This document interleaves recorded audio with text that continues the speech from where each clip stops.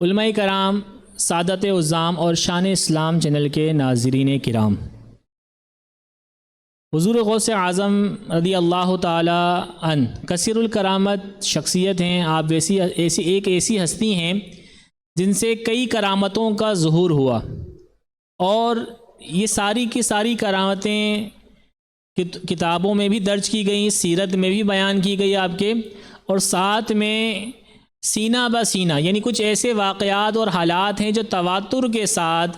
لگاتار زمانہ در زمانہ سینہ بہ سینہ چلتے ہوئے آ رہی ہیں۔ یعنی یوں کہہ لیں کہ یہ ایسی کرامات ہیں کہ جن کا جھوٹا ہونا یا جن کا من گھڑت ہونا جو ہے نا، یوں کہہ لیں کہ یہ ممکن ہی نہیں ہے۔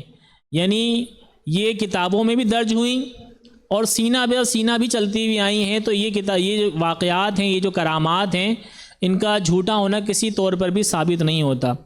آپ کی ایک کرامت ہے جس کے بارے میں لوگ کہتے ہیں کہ یہ کہانی ہے، من گھڑت بات ہے، یا ایسی کوئی کرامت کا ظہور نہیں ہوا، یا ایسا کیسے ممکن ہو سکتا ہے۔ وہ کرامت کیا ہے کہ حضور غوث اعظم رضی اللہ تعالی عنہ ایک دریا کے کنارے سے گزر رہے تھے، تو آپ نے ایک بڑھیا کو وہاں روتے ہوئے دیکھا،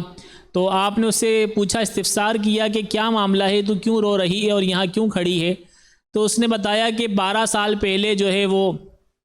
میں یہاں سے اپنے بیٹے کی بارات کا انتظار کر رہی تھی کہ وہ بارات واپس لے کر آئے گا، تو وہ اپنی دلہن سمیت، باراتیوں سمیت جو ہے اس دریا میں غرق ہو گیا، اور سب کے سب باراتی سمیت اس دریا میں ڈوب کے مر گئے۔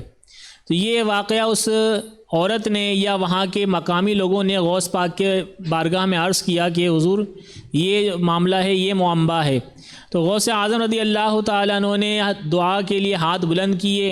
اور آپ نے اس عورت کے لیے دعا کی کہ باری تعالیٰ اس عورت کی افسردگی دور کرنے کے لیے، اس کو غم سے نجات دینے کے لیے، اس کے بیٹوں اور اس کی بہو اور تمام براتیوں کو دوبارہ زندہ فرما دے۔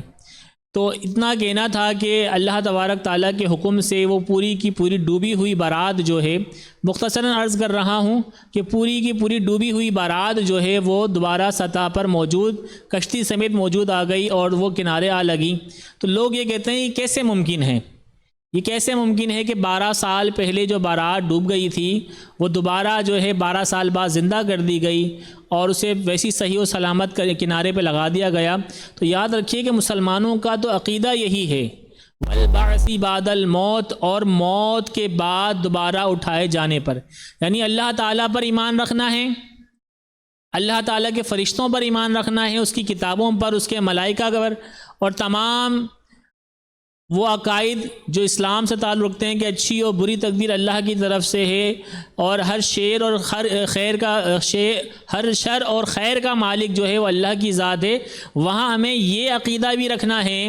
کہ ہمیں موت کے بعد دوبارہ اٹھایا جائے گا۔ تو اللہ تعالیٰ تو اس چیز پر قادر ہے کہ وہ موت کے بعد دوبارہ زندگی عطا کر سکتا ہے۔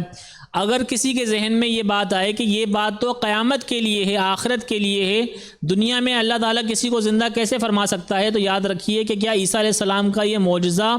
رونما نہیں ہوا جو قرآن کے اندر درج ہے کہ عیسیٰ علیہ السلام نے مردوں کو زندہ کیا۔ اسی طرح نبی کریم صلی اللہ تعالیٰ علیہ وسلم سے بھی ایسے معجزات کا ظاہر ہونا ثابت ہے کہ آپ نے مردوں کو زندہ کیا۔ تو غوث اعظم رضی اللہ تعالیٰ عنہ نے اللہ کی عطا سے اگر 12 سال پہلے ڈوبی ہوئی بارات کو زندہ کر دیا تو اس میں کیا بعید ہے۔ اور کرامت تو کہتے ہی اسی چیز کو ہیں کہ جو عقل میں نہ آتی ہو، اگر وہ عقل میں آ جائے تو اسے کرامت ہی نہیں کہیں گے۔ تو لہٰذا یہ عقیدہ رکھنا یا یہ واقعہ بیان کرنا کہ حضور غوث اعظم رضی اللہ تعالیٰ عنہ نے